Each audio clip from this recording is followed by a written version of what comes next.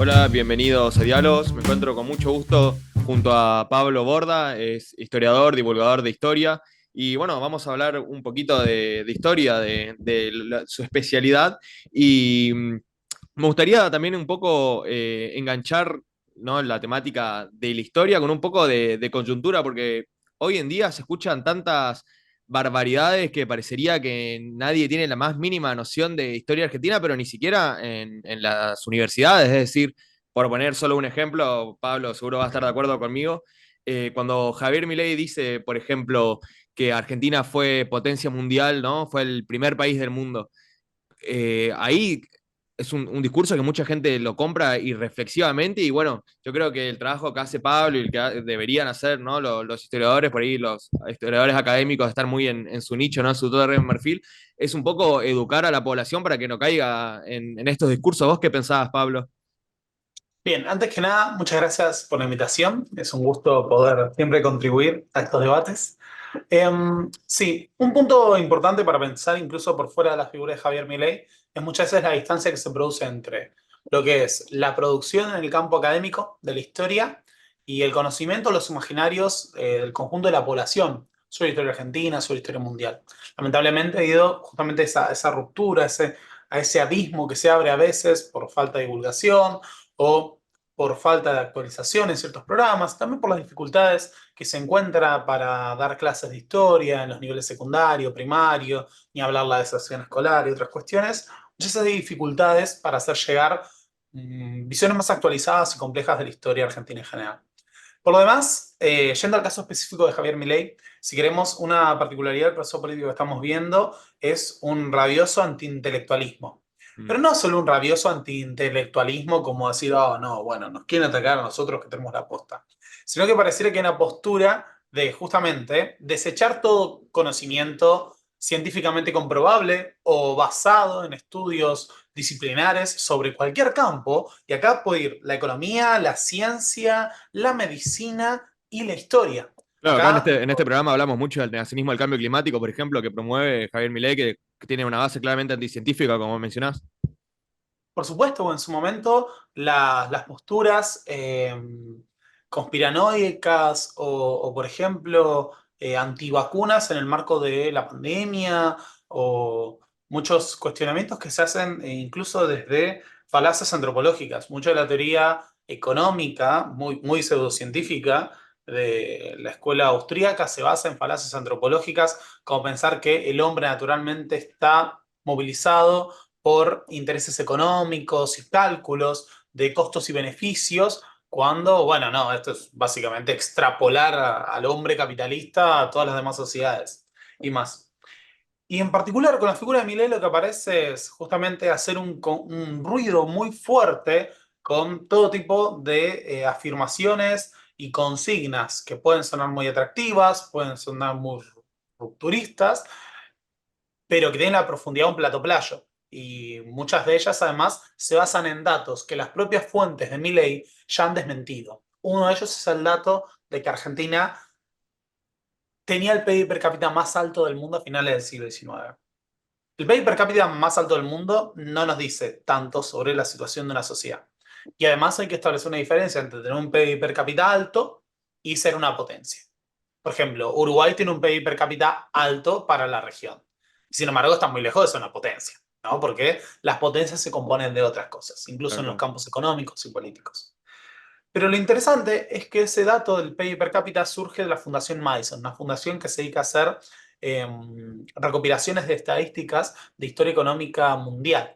La propia Fundación Madison ya dio por tierra con este dato, lo desmintió, hizo una corrección porque este surgía una proyección, y ya no sigue sosteniendo que Argentina tenía el PIB per cápita más alto del mundo. Sostiene que tenía uno alto particularmente, pero era en una época en la cual, por ejemplo, muchos países todavía no tenían censos o no eran independientes y por lo tanto no se los introducía la estadística. De ahí surge ese falso cuadro que te dicen, mirá cómo cayó Argentina en el ranking del PIB per cápita. Y en realidad lo que se produjo fue que se incorporaron más países a la métrica y que se tuvo datos fiables tanto de la Argentina como otros países Claro, quedaban claro. por tierra con la idea de que Argentina era el país más rico del mundo. Bueno, eso me hace acordar a otra cosa que no tiene nada que ver solo en el hecho de cómo se interpretan o cómo se toman los datos, que en un momento estaba de moda el mito de que Suiza tenía los suicidios, no me acuerdo si era Suiza o Suecia, siempre me los confundo, los suicidios más altos del mundo. Decía, bueno, viven tan bien, pero se matan, algo pasa en ese país. Y al final era lo único que hacía parecer eso era que era el único país que contaba bien los suicidios, porque otros países no tenían buenos sistemas de contar los suicidios, ni siquiera los contaban. Entonces parecía que tuvieron un suicidio más bajo y como Suecia era fiel y recogía bien los datos, daba esa sensación. Bueno, esto que mencionabas de Milei, hay que decirlo también, ya para empezar, arrancamos ya con un tema complejísimo, que parte de este problema, ¿no? De cómo las ideologías agarran la historia para crear relatos es algo general, es decir, también los kirchneristas o de otra gente de otras ideologías también agarran la historia y la acomodan a su manera para tratar de, bueno, de alguna forma sostener su discurso. Esto no es algo que solo se lo den los libertarios. El tema es, hay ciertas formas de acomodar la historia y hay otras formas de inventarla directamente o de distorsionarla ya a un modo que es irreconocible. Yo estuve leyendo entrevistas tuyas y vos mencionabas que tú te decidiste, digamos, vincular a la divulgación por un lado, porque por una pasión como profesor, como docente, que te apasionaba dar clases, y en cierta medida también como hacer un poco de debunking, ¿no? De ver las cosas que estaban circulando y tratar de poner un freno. Y si uno va a tu canal de YouTube, que lo recomiendo mucho, tenés, por ejemplo, videos refutando esta idea también de parte del discurso de los libertarios que los nazis eran socialistas o haciendo aclaraciones sobre qué es socialismo, qué es comunismo, qué es capitalismo. Y esto me parece súper valioso porque, bueno, otra cosa que viene también del discurso este libertario es decir, por ejemplo, que absolutamente todo es socialismo. Es decir, hay un meme ahí que es muy, muy, muy exacto, que es el Estado hace cosas igual socialismo. Un poco de esta, digamos, de este ambiente surge, ¿no? Tu necesidad de divulgar y decir, bueno, vamos a poner un límite. Sí, sobre todo porque a mí me pasaba hace unos años cuando solo me dedicaba a la docencia, que decía despectivamente, pasa que este pibe aprendió historia por YouTube y quiere venir a discutir. Y uno de los puntos que uno encontraba es que había un discurso monocorde en muchas de las redes sociales cuando uno veía videos de divulgación histórica, entre comillas, o videos sobre historia. Es que YouTube era un nido de liberales, de derechistas, de nazis en muchas ocasiones. Y hay una enorme falta de herramientas metodológicas, incluso para sostener o argumentar lo que se quiere afirmar. Muchas de las sociedades que Javier Milei, perdón, muchos de los parámetros que se utiliza Javier Milei, los libertarios, para decir, no, bueno, tal o cual modelo socialista, invalidarían muchos de los logros que ellos consideran tienen países capitalistas. La intervención estatal, el proteccionismo, las empresas estatales son la norma de la enorme mayoría de los países capitalistas desarrollados al día de hoy, como los países de Europa Occidental, como Estados Unidos o incluso Australia. Y con la misma vara de afirmarte, no, lo que pasa es que todas estas medidas que se hicieron en Argentina nos han llevado a la pobreza, porque son contrarias a la libertad, lo que ocurre cuando analizamos la trayectoria económica de otros países es que nos dan un resultado muy distinto al que se le atribuye al intervencionismo o a las políticas de seguridad social. Un ejercicio que yo hacía en una época era preguntarles a mis alumnos qué país consideraban que había tenido primero una ley de salario mínimo entre Argentina y Australia. Y muchos me decían, bueno, Argentina. Y no, Argentina tuvo recién en la década del 60 con Arturo Illia, y en Australia ya se estaba implementando de finales del siglo XIX y principios del siglo XX por los laboristas. Eh, y esos parecen detalles pavos, pero no son detalles menores, porque sobre todo en países que han tenido altos niveles de concentración económica, lo que se puede ver es que se da una correlación con la falta de una democracia real. En las sociedades en las cuales hay grupos de poder demasiado concentrados, que tienen muchísimo poder material en base a la acumulación económica, resulta mucho más sencillo torcer los resortes de los sistemas políticos. Es lo que ocurre en Estados Unidos con las campañas electorales y la posibilidad de hacer lobby de manera legalizada por la ley de aportes a los partidos. Es Eso lo que ocurre. causó unas polémicas, unos problemas increíbles en muchísimos aspectos, desde las cárceles hasta, bueno, las industrias farmacéuticas, todo, unas catástrofes sin precedentes casi. Y la posibilidad de ejercer un poder real en lo político a partir de influencia económica o incluso, bueno, de lograr torcer legislaciones en su favor. Y esto siempre viene acompañado, obviamente, de apoyar la concentración económica. Entonces, muy por el contrario a lo que uno esperaría, aquellas sociedades que tienen sociedades civiles más involucradas también tienden a tener una distribución mucho más equitativa del ingreso, que les permite otros desarrollos que los que vemos en los países, digamos, estaba por decir más atrasados, pero sonaba muy despectivo, pero en aquellos países históricamente más vulnerables, como Argentina y muchos de los países del tercer mundo. Igual ahí siempre hay que romper con esta idea de que Argentina es un país con un ingreso, es un país de ingresos bajos, cuando en realidad, cuando uno agarra la media global, es un país de ingreso medio alto, prácticamente. Claro, ahí vos mencionabas algo interesante que es que uno, que los, bueno, esta doble vara que tienen los liberales de cómo catalogan las políticas, si les parece que son intervencionistas o si les parece que son liberales y cómo miden el éxito, ¿no? También pasa algo muy curioso dentro de estas mismas contradicciones que lo estuvimos hablando con Iván Carrino en el programa anterior, que es liberal, que también se da que apoyan candidatos, por ejemplo, como Donald Trump, muchos, no, obviamente no estoy diciendo todos los liberales, pero sí hay un fuerte apoyo dentro del ambiente liberal a un candidato como Donald Trump, que es altísimamente proteccionista. Entonces ahí también se ve como esas contradicciones del discurso, que hay gente que va con la bandera de la viborita, ¿no? Que se autodefinen anarcocapitalista, a defender a uno de los presidentes más intervencionistas de los últimos tiempos en Estados Unidos. ¿Qué O que opinas incluso, de eso? o, o que incluso toman como referentes a figuras como Elon Musk, que en este momento hace lobby para que no ingresen el comercio de autos eléctricos de las empresas chinas en Estados Unidos, entre Claro, otras sí, sí, cuestiones. sí. Creo que justamente, y un poco es lo que se está percibiendo a partir de la llegada al poder de Javier Milei, hay una distancia enorme entre las formulaciones teóricas y los gritos rabiosos de estar en contra de la casta, de sostener estos discursos que son básicamente un terraplanismo económico y social, y después llevarlos a la práctica. La práctica siempre y sobre todo la realidad empírica, nos enfrenta con situaciones mucho más complejas, en las que muchas de las fórmulas que se planteaban, como por ejemplo no subir impuestos, Mm. asegurar el déficit cero, asegurar la inflación, dolarizar la economía, son muchísimo más difíciles de aplicar porque ya hay un marco y un conjunto de fuerzas mucho más amplias operando. Y porque, de nuevo, cuando uno va a lo que es la historia económica de Estados Unidos, de muchos de los países capitalistas desarrollados, justamente han tenido políticas que son muy contrarias a las que formulan los austríacos o figuras como Javier Milei, que en realidad son verdaderos extremistas y fundamentalistas de una teoría económica que está muy cerca de ser una pseudociencia. Claro, yo diría directamente que es una pseudociencia. Ahí mencionaste varios temas que son clave, ¿no? Esta contradicción entre el discurso y la acción. Y te quería recomendar, yo lo acabo de ver porque creo que lo subieron hace un poquitito, un debate entre Nicolás Márquez, ¿no? Que es este referente de la ultraderecha libertaria, y Nicolás Kachanowski, que es un tipo liberal, que también se podría decir que es de derecha, pero Kachanowski lo dice bien claro, hay una clara contradicción, y de hecho yo esto fui testigo, porque fue amigo de Javier Milei y conoció mucha gente que lo rodea. Fui testigo de cómo Milei se contradecía y decía, por ejemplo, antes de subir un impuesto me corto un brazo, y lo primero que hizo fue subir los impuestos, o que decía que iba a dolarizar a pesar de que toda la gente de su propio ambiente, del ambiente liberal, libertario, de los académicos liberales como López Murphy, le decían, che, mirá, esto es imposible. Él decía, no, lo voy a hacer en 2 meses. En 2 meses dolarizo. Bueno, claramente se vio que esto no pasó, y Nicolás Márquez le intentaba pilotear ahí un desastre. Decía, no, él no dijo 2 meses, dijo 2 años.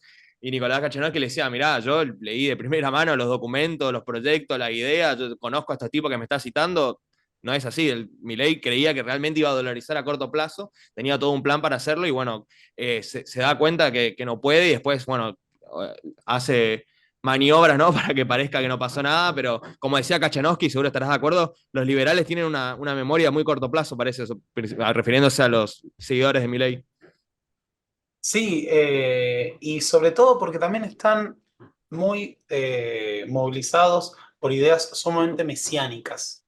En gran parte del desempeño electoral de la Libertad Avanza en las elecciones provinciales previas a las elecciones nacionales estaban marcadas por esa incapacidad de alcanzar un número de votos viables si no estaba la cara de Javier Milei en la boleta. Y esto creo que tiene que ver con una suerte de convicción que escapa a lo racional. Hay muchos que creen que Javier Milei gusta porque tiene ideas nuevas, porque habla con la verdad, o este tipo de cuestiones, o porque es economista, o que le gusta por las ideas económicas. Más allá de la base, el núcleo duro que puede tener Javier Milei, de aquellos que, no sé, son liberales convencidos y demás, lo cierto es que el magnetismo de Milei tiene que ver con un estilo discursivo, Ah, ruidoso, incorrecto, y viene de la mano de todos estos grupos que históricamente fueron reaccionarios, los Venegas Lynch y ese tipo de personajes, Victoria Villarruel y los cuadros que la rodean. Y creo que en ese sentido, haber llenado tanto de sus filas de figuras que están dispuestos a seguir y justificar lo que sea, porque en realidad están comprometidos con una alternativa reaccionaria, autoritaria y conservadora, sea cual sea el carácter que tenga.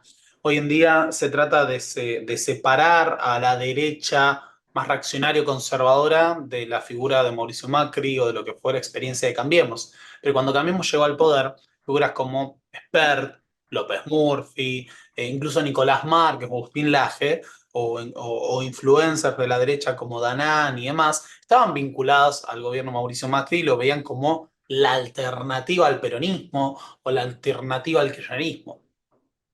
En ese sentido, creo que por ahora, lamentablemente, vamos a tener una masa de gente dispuesto a seguir y a justificar y a apadrinar a estas fuerzas, sin importar en el conjunto de contradicciones en las que caigan. En este sentido, creo que el gobierno de Cambiemos fue una condición de posibilidad para el gobierno de la Libertad Avanza, en el sentido de que fue la primera fuerza histórica presentada como conservadora, incluso con esos tintes socialdemócratas o progresistas en algunos campos, que logró ganar las elecciones, logró tener un gobierno que llegó a término en la historia argentina. Y de esta manera también se fue corriendo un poco el horizonte de lo posible. Y en ese sentido, el gobierno de Mauricio Macri también tuvo muchos de estos elementos. Prometer pobreza cero e incrementar profundamente la pobreza. claro, sí, sí, sí. Prometer que se iban a eliminar los planes y extender enormemente la asistencia social para tratar de contener la crisis. Creo que es algo que es no solo perceptible, sino que va a seguir sucediendo, porque en tanto más ruidoso seas, en tanto más rotundas sean tus afirmaciones y menos matices, es mucho más probable que te choques con una realidad que sea más compleja y tengas que contradecirte con tus Bueno, discursos. hay dos cosas interesantes para observar. La primera es cierto que vas a tener problemas con la realidad, pero con lo que no vas a tener problemas es con el algoritmo, porque el algoritmo de las redes sociales, por alguna razón, algún mecanismo que habría que explicar, estaría bueno para dedicar un diálogo a alguien que esté bien instruido en el tema, fomenta justamente esto, los discursos extremistas, los títulos de Danan a mí me fascinan. Yo quiero traer a Danan algún día al programa, lo tendría que hacer, porque son, por ejemplo, Danan destruye a periodista zurda y la mina le está haciendo una entrevista de lo más respetuoso y de hecho en ningún momento dice nada de izquierda ni nada, le pregunta, qué sé yo, ponerle, ¿qué opinás de tal cosa? Y Danan habla y le pone el título Destroza a periodista zurda y todo este discurso de destrozar, aplastar, todo exagerado, humilla. De hecho, la entrevista que te comentaba de Kachanovsky y Nicolás Márquez la sube Nicolás Márquez con un título, ahora no lo recuerdo, pero también como haciendo de cuenta con una edición y un título como que le ganó el debate, pero que lo humilló, lo aplastó y en realidad el tipo le dio 30 vueltas en la de debate, pero todo es así en las redes sociales de estos influencers, ¿no? Todo es agresivo, pero ya a un nivel grotesco, ya no, es absurdo. Hay un video de Danan que dice, Danan debate con dos veganos comiéndose una hamburguesa. ¿Qué son esos títulos? O sea, ¿dónde está Que además en el debate, yo lo vi, los sí, veganos sí, lo pasan por arriba. Y sí, eso de que yo es no que soy eso, vegano. eso es medio la norma igual. Y bueno, después están los debates inventados, ¿no? Con personajes ficticios que él arma y que medio que después lo termina reconociendo que no son debates reales, que son los únicos en los que gana. Bueno, así está fácil, ¿no?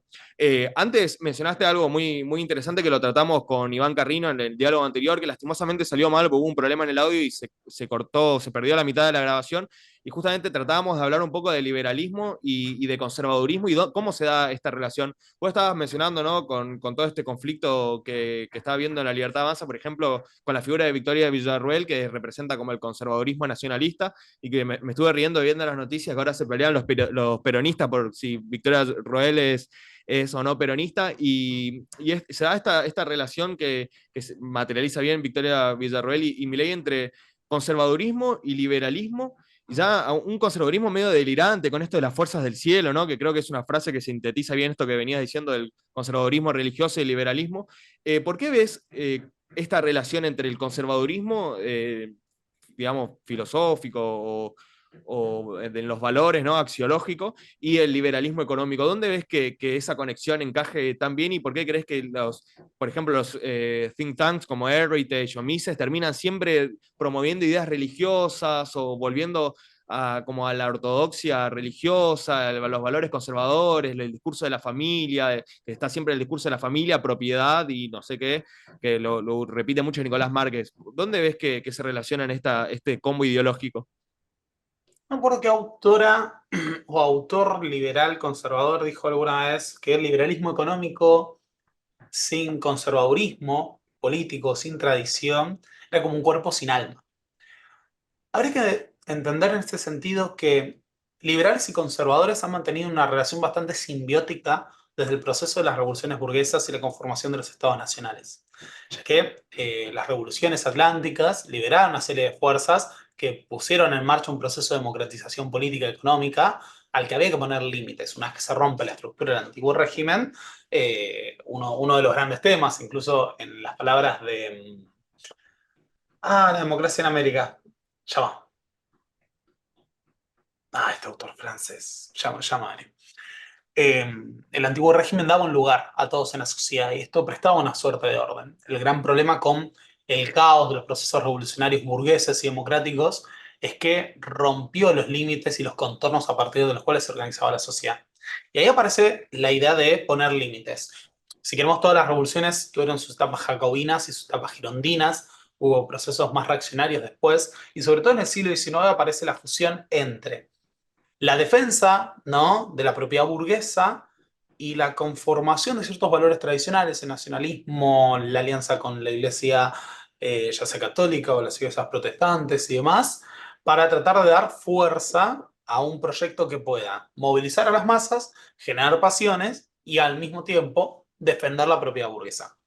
Eso se ve, pero es casi universal en la sociedad occidental entre finales del siglo XIX y principios del siglo XX. Podemos verlo en la Argentina conservadora, incluso con sus procesos laicistas, pero que sin embargo mantenía una estructura nacionalista para muchas cosas, la formación del discurso criollo en torno al centenario, podemos verlo en el México de Porfirio Díaz, podemos verlo en la Alemania de Bismarck, el segundo imperio alemán, y podemos verlo también en el imperio ruso en su última etapa.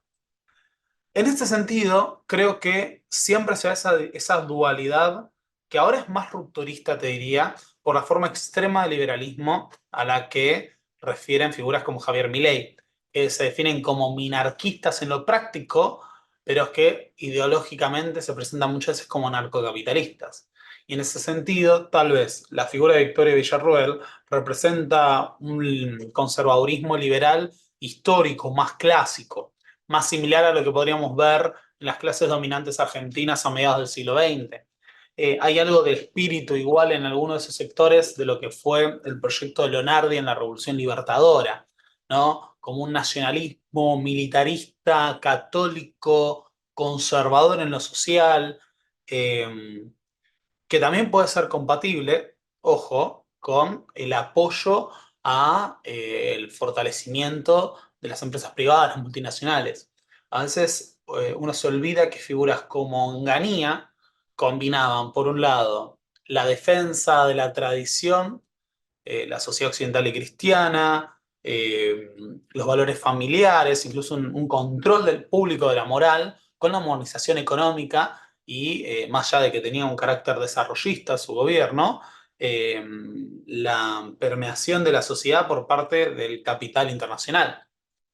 Eso puede ser compatible, no estoy diciendo que sea bueno, puede ser compatible y creo que en ese sentido ahí tenemos una puja entre esos dos grandes elementos, pero también obviamente es una cuestión de lucha facciosa y por el poder en una coalición que es de reciente conformación, que a su vez está permeada por la integración de figuras y ministros de las filas de Juntos por el Cambio, que tienen ahí una lealtad dividida entre el actual gobierno y sus propios partidos, que habrá que ver cómo se resuelve de cara a las legislativas del año que viene. Claro, sí, está complicado el asunto. Bueno, hablando un poco de cómo la sociedad, ¿no?, argentina permitió que personas con esta ideología radicalizada lleguen al poder.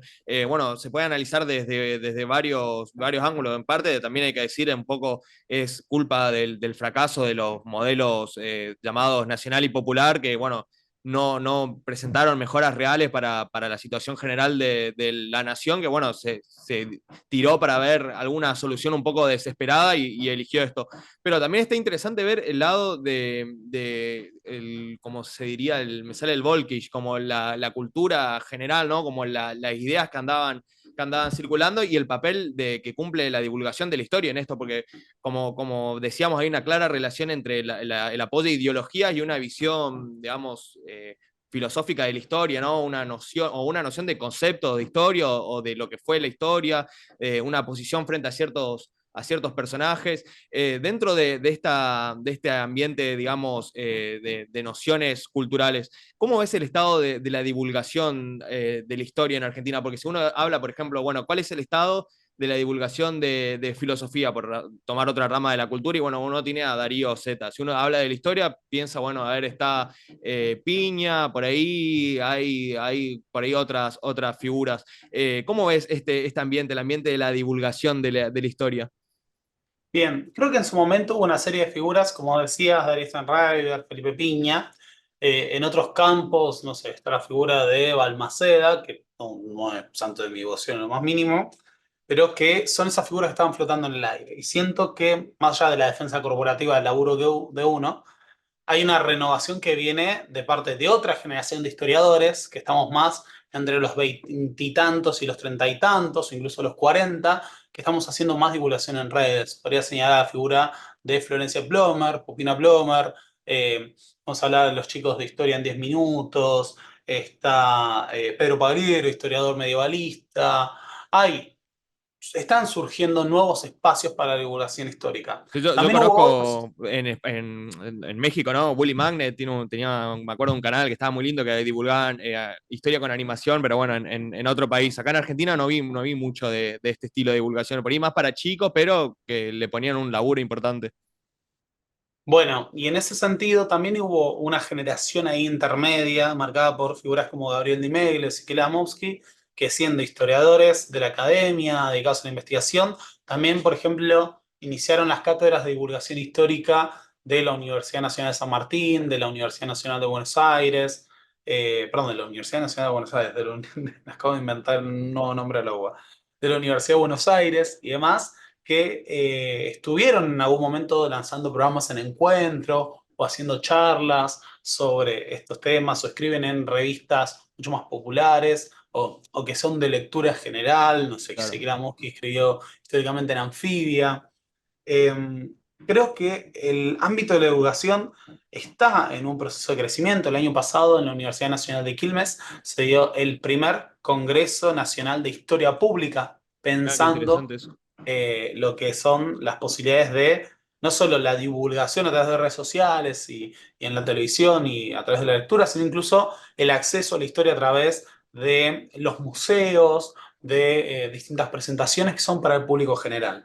Así que el debate está planteado, se están moviendo cada vez más, incluso los campos disciplinares para fortalecer la divulgación y creo que será cuestión de tiempo y de seguir trabajando para que podamos tener otra relación entre el mundo académico y el mundo de la producción intelectual y disciplinar y el imaginario general sobre la historia. Bueno, eso me tranquiliza, ¿no? Me parece una visión bastante optimista. Para ir a algo un poco más técnico, si tenés que nombrar autores de historia, pero historia más académica, ¿no? Que te inspiren o que recomiendes, ¿no? ¿Qué autores se podrían mencionar? ¿Qué tema? Claro, ese es el tema. La historia es como la filosofía, ¿no? Es demasiado amplio, ¿no? El tema que más te interesa, historiadores, que vos digas, agarrás un libro de este chabón y decís, qué placer leerlo, qué placer profundizar en esto, temas que por ahí no te interesaban, pero agarraste un libro de un autor que es tan bueno que te apasionó. No, a ver, mi libro preferido de historia, y está acá y me acompaña, es La Era de la Revolución de Peter Lindbergh y Marcus Rediker, que es una historia de la conformación del sistema capitalista en el Atlántico contada desde abajo, entre los siglos XVI y XIX. Una larga historia, una historia en la larga duración y una historia global, muy interesante por dos historiadores marxistas, con una visión heterodoxa, de hecho, igual. Pero si tuviera que pensar en Argentina, siempre me gusta citar a Ezequiel Amovsky, historiador que ha basado su trabajo en historia de las clases populares, tiene también historia de la clase media argentina, pensando imaginarios, tiene una historia, un libro que es El Gaucho Indómito, que es una historia sobre la figura del gaucho. También publicó la más reciente Historia Total de la Argentina, que para mí logra hacer una síntesis de los aportes de los últimos años y sacar algunas conclusiones globales sobre la historia argentina. Para el siglo XIX, siempre el querido Raúl Fradkin, gran historiador que ha trabajado también historia colonial, la historia en la época de Rosas. Hace poco adquirí un libro que tenía pendiente tener en papel desde hace mucho tiempo, que es Historia de una montonera, que hace Mirá. Raúl Fradkin en el siglo XIX. ¿No aparece por ahí Para el nombre de Eric Hoffman? Para el mundo, iba a decir que el clásico es Eric Hobsbawm, si uno quiere estudiar historia contemporánea, siempre puede tomar su historia del siglo XIX en sus tres tomos, la era de la revolución, la era de la burguesía, perdón, la era del capital, la era del imperio, también historia del siglo XX, que está por allí. Pero también puedo citar otros que creo que está bien. Hoy justo, cuando esto termine, estoy trabajando en eso, estoy un poco pasado, pero estoy en eso. Voy a hablar sobre la obra de Enzo Traverso, historiador italiano que trabajó totalitarismos, los orígenes de la violencia nazi, pero también la lógica de la guerra civil europea entre 1914 y 1945, o incluso sacó un libro en el último tiempo, que todavía no tuve el gusto de leer, pero tengo ganas, que es Revolución, una historia intelectual sobre los intelectuales revolucionarios y su relación con los procesos revolucionarios desde Karl Marx hasta la actualidad. O incluso también otro libro que tengo pendiente que es Nostalgia de Izquierda, porque Enzo Traverso, si queremos, como italiano, sintetiza también no solo un historiador académico con un trabajo conceptual tremendo que complejiza mucho el debate, por ejemplo, sobre la Segunda Guerra Mundial, sino que también combina el rol del intelectual que se presta para un proyecto superador de la actual situación de nuestra sociedad. Claro, también pasa en la historia, pero también pasa en todas las disciplinas en general, que está como los que son cabeza de termo, por decir, de la historia académica y de lo puramente académico, del trabajo de investigación, ¿no? Que, bueno, lee solo autores académicos y que tienen un respeto muy profundo, que es totalmente comprensible por la historia académica, y están los que perdón, y esta gente también como que tiene cierto desprecio, cierto prejuicio por los que hacen divulgación, ¿no? Dentro de la historia se da esto, por ejemplo, se da mucho en otras ciencias, incluso en la filosofía. Los que leen filosofía, por ejemplo, académica, que se lo miran a Darío Sternreber y dicen, eso es un chanta, que bueno, por ahí tienen alguna crítica un poco más profunda, pero está como un cierto prejuicio del que sale a divulgar para el gran público es superficial, ¿no? Entonces es como difícil encontrar a alguien que mantenga como el rigor académico y a la vez sea como para un público amplio, o se anime a dar discurso a Felipe Piña, yo veo que le dan con un caño siempre la gente de la Facultad de Historia, por ejemplo. ¿Ves esta situación? ¿Con quién es? ¿Con Felipe Piña? ¿Con No, Darío Stanraiver? Sí, claro, eso todavía se sigue claro, en, viendo. en- en general, ¿no? Como ponerle piña, porque bueno, la mayoría lo conoce como un ejemplo, ¿no? De este, porque se puede decir un esnovismo en cierta medida. No, a mí lo que yo siento, personalizando mucho mi caso, es que muchos de los historiadores de la academia me han felicitado por mi trabajo y de hecho me han motivado a seguir haciéndolo, incluso aquellos a los que les ha llegado trabajos míos basados en sus obras, citando Ah, además. genial. Me ha pasado con un video sobre Vera Carnovale, que hace historia del PRTR, que me lo comente Vera Carnovale diciendo, la verdad me encantó Ah, tu trabajo, Pablo. un honor. El otro día un grupo de seguidores me dijo, le mostramos a... Ah, se me acaba de ir el nombre. Eh, ah, ya va. Le mostramos a Rabinovich tu video sobre Caseros, que es uno de los autores de Caseros, la batalla por la organización nacional. Esto que lo otro. Eh, o incluso el propio Ezequiel Amoschi o Gabriel Di Meglio me han felicitado y siguen mi trabajo, me apoyan. Y lo que he visto es que muchas veces aquellos que le pegan a los divulgadores en realidad lo hacen más por posturas ideológicas. Mm, sí, sí, sí. Eso sí lo he visto más. O Claro. al menos con esta generación. En realidad lo que les molestan es que, no sé, uno sea zurdo, por así decir. Claro, O que bueno, no sea un peronista nacional justicialista y de repente, no sé, tenga críticas para con Isabel. claro. Sí, sí, medio que Eso intuía me ha pasado. que viene por ese lado. Bueno, Pablo, la verdad, muchas gracias. Bueno, espero que haya una segunda parte y ojalá una tercera. Y muchísimas gracias y bueno, estaremos hablando. Un Así gusto. será. Perdón que justo hoy me agarraste con la cabeza quemadísima y ahora No, me no, voy a seguir estamos todos en la misma. Saludos, Pablo, que andes bien. Muy buena semana, señor Holz.